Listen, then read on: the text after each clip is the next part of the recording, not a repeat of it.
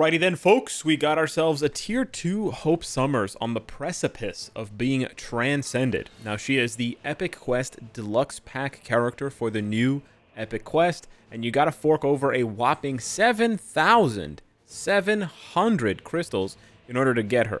However, how does she stack up? Where does she sit? Is she meta viable, etc., right? We have to compare her not only to the previous Deluxe Pack characters who, for the most part, have been neglected. Let's be honest. You know, starting with Moonstone, hasn't gotten anything since 2020, hasn't really been relevant since like 2021. You have, what is it, Richard Ryder. He's a Tier 2 support, only Tier 2.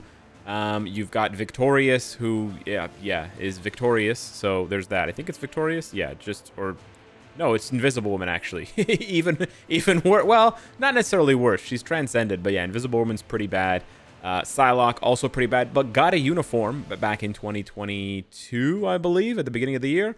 And then probably the only good Deluxe Pack character, Magneto. By far the best Deluxe Pack character, no coincidence here. He got a Tier 4, got a seasonal uniform. They really did my man quite well. So I don't think Hope is going to quite measure up to Magneto, but I think she'll be able to surpass pretty much everyone else based solely on the fact that she can be transcended, and then she can also fill a void that is much needed as a combat female hero. Really, you just need combat and female. You don't even need the hero part necessarily, but yeah. On top of that, she does have a support, not a support buff here. She does have a, like, sort of a weird leadership, a quirky leadership. She gives everyone 30%. She gives Cable 70%. Those two don't stack. Cable doesn't get 100%, I believe. He only gets 70. But her artifact does give her an advantage here. You can see that her artifact gives all mutant allies, which includes herself, increased damage to basic damage dealt to villains, and then decreases damage received from villains. So that's nice for PvE, but also sprinkles in a bit of PvP value. So with that being said, the rest of the build here, I did already stack her with Odin's Blessings, and I spelled out the letter H for Hope because I'm psychotic. And what do we got here? 61,000. Well, we'll check the stats when I go ahead and transcend her, but we got rank 5 type enhancement, stage 12 power of Vanguard Hulk, and then we've got nothing else. The reason why we've got nothing else, let's transcend her here really quickly. We need 750 feathers to finish this off, or 720 feathers, I should say. Leaves me with 1,000 for Madeline, not bad at all. But the reason why we don't have an obelisk on her yet is because I don't think you're going to want to give her an obelisk. Well, unless it's a mini rage. So she ends up with 30,000 more HP, so she gains 33% HP, which is pretty nuts from the advancement. And she's now sitting at over 70,000 physical attack, and that's without her leadership. So pretty nice base stats for a transcended character only. Quite nice, especially without a uniform. But these are what her stats look like here. We've got most of the important stuff capped, except crit rate and dodge, as you'll find out. It's basically, for her, I think, rage or mini obelisk only, and or mini rage obelisk only. And the reason why I say that is that her best rotation involves multiple delayed cancels, because you want to do 2, you want to do 5, you want to do 3, and then you want to end with 4. But if you cancel that right away, you can see the only one that really comes out is 5. So yeah, you could do a 5 cancel 4 combo. You could do that. But as you can see here, if you delay 2 a little bit, you get hits. You can see there, you get hits on 2 if you delay it a little bit. Actually, if we go into the practice combo, it's even easier to see here. So if I just do 2, 5, 3, 4, only 5 is really going to combo with 4. She still gets a very healthy 89 hits. So honestly, maybe you can make it work with just 5 cancel 4. Honestly, you might be able to make it work. She's not a tier 3 character. You don't have to worry about charging up her tier 3, right? But if you delay 2 a little bit and then you do 5, 4, now you're going to be getting, instead of 89 hits, you can see here, you're now up to 107 hits. So you add almost 20 hits just by delaying 2 for a little bit. Now if I delay 3 and 2, well, I screwed it up there. I didn't delay 2 long enough. But if I delay 3, I get 120 hits. Now if I delay 2 and 3, here's what happens. We go from 90 hits to 107 hits to 120 hits to 135 hits. Let's do it one more time here. You do basic, it's a 2, 5, 3, 4 combo. And it's basically just, it's sort of like music. If you've ever done like musical notation, you're basically just taking a beat with each one. It's almost like a half-second beat or 3/4 of a second beat. But you can see there's a nice little pace to it there. And yeah, you get over 120 hits, over 130 hits.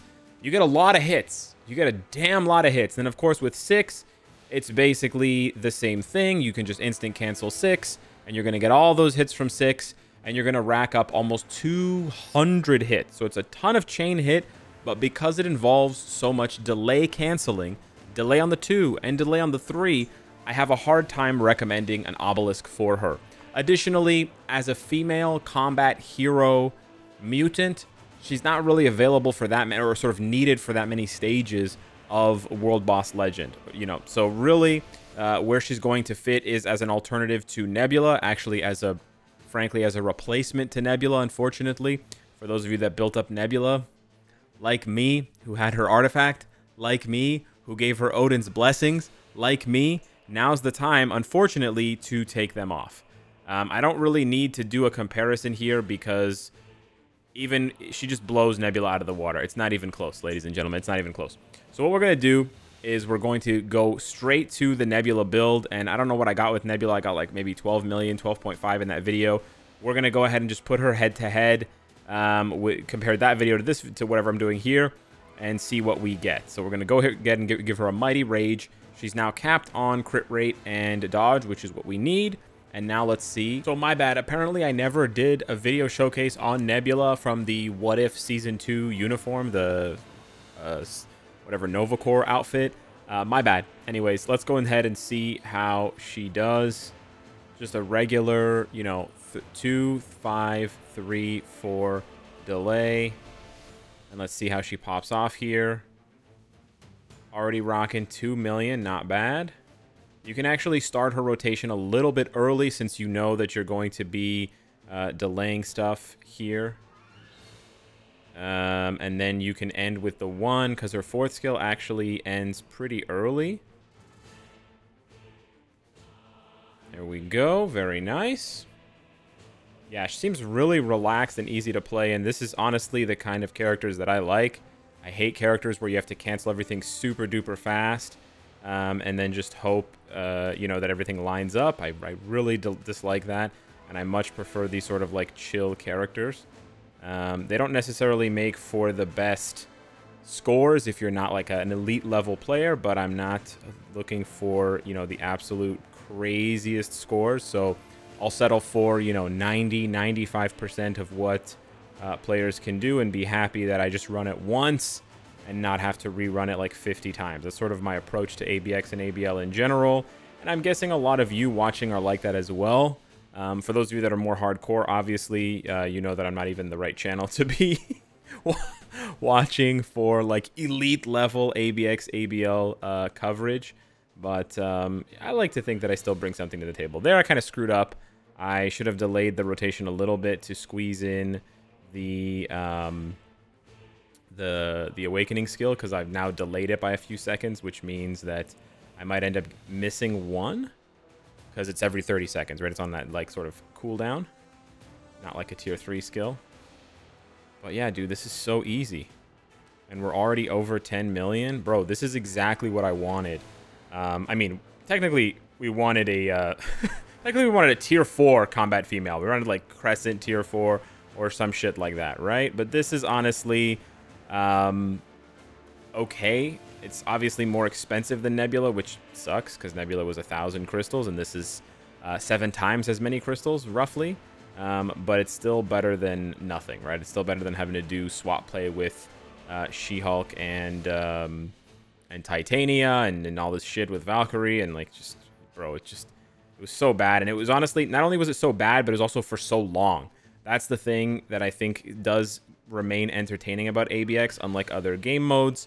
The meta does shift often enough to the point where it's actually entertaining, and you can actually feel like things are changing at a reasonable pace. We're gonna again hold our rotation here because we want to line it up with our Mighty Rage proc. But yeah, I get 13 million quite easily here on my very first try, which I think is great considering I don't have a full PvE card set. That's a hybrid set, so, you know, I am 10 to 20% under on the attack stats compared to other players.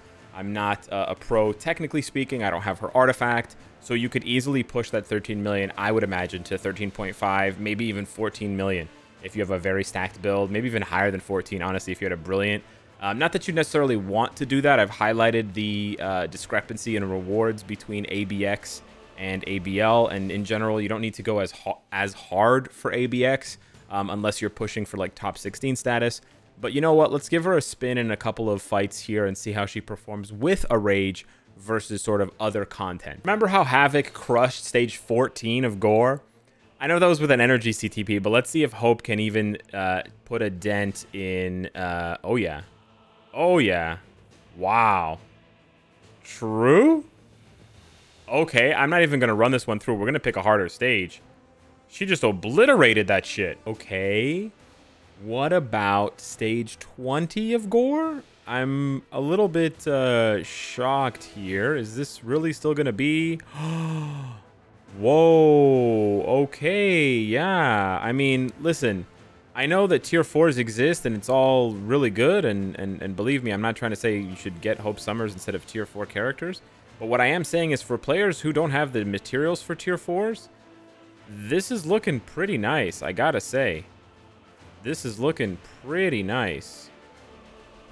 Because we're going to be able to get him to the next phase. Wow, we phase changed him before the sword filled up. Wow.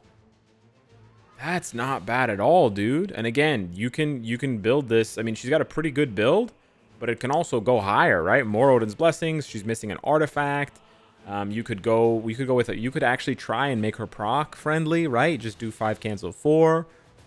You do miss a lot of hits though. You do miss like almost 40 hits when you do just 5 and 4. But damn, dude, she kind of pops off.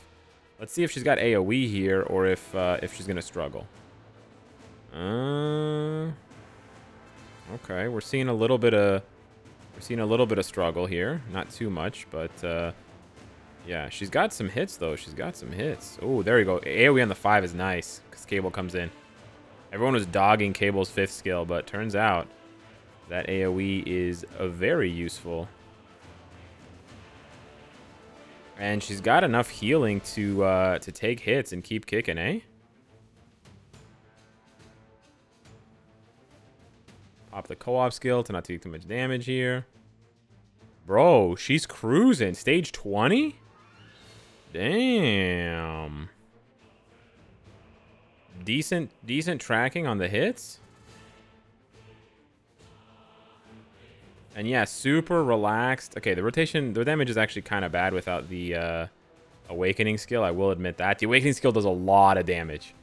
She's kind of an awakening skill Andy, bro. The awakening skill pops off, bro. That thing rips for like 10 bars almost. God damn.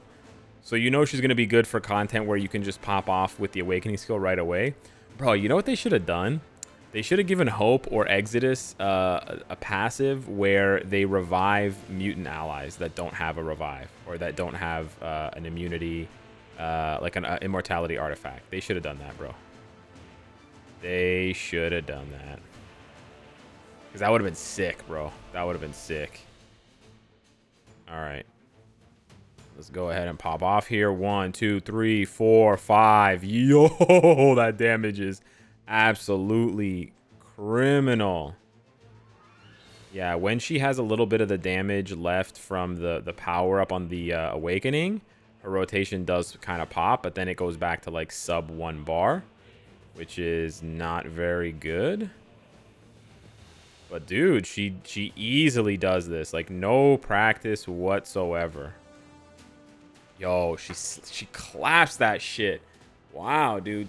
Stage 24? Last but certainly not least, I want to see how she performs in GBR, because if I'm going to be recommending that you guys give her a Rage build, then of course, Rage CTPs, GBR, ABX, ABL, that's sort of where it shines, right?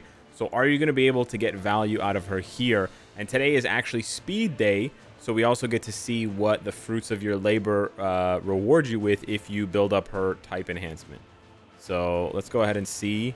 I've done like 3 different rotations for her, as you know, starting with 2, starting with 5, starting with 3. I really should keep it consistent here. So we'll start with 2. We will start with 2. And let's see here. We get 1, 2, 3. Okay, we got a decent number of hits there. But this is the big time kahuna. We should have had it with the mighty proc. We kind of goofed that up. Okay, she does tank the damage pretty well though. Okay. Pretty nice. We're a minute in. Yeah, you don't want to start the proc too early because she has very short cooldowns. So you want to make sure that you're not... oh, whoa. Wrong way, brother. Wrong way. She does get guard broken there, which is kind of annoying. But we do get a nice proc there. We're going to trigger this Faltine shit. Okay. I think we can finish this in 2 minutes. I think that's pretty good. Hell. Especially considering I've made mistakes already. All right. Let's go. Okay. Yes. Nice juicy little 7 bars. All right, let's follow it up. Another 3, very nice.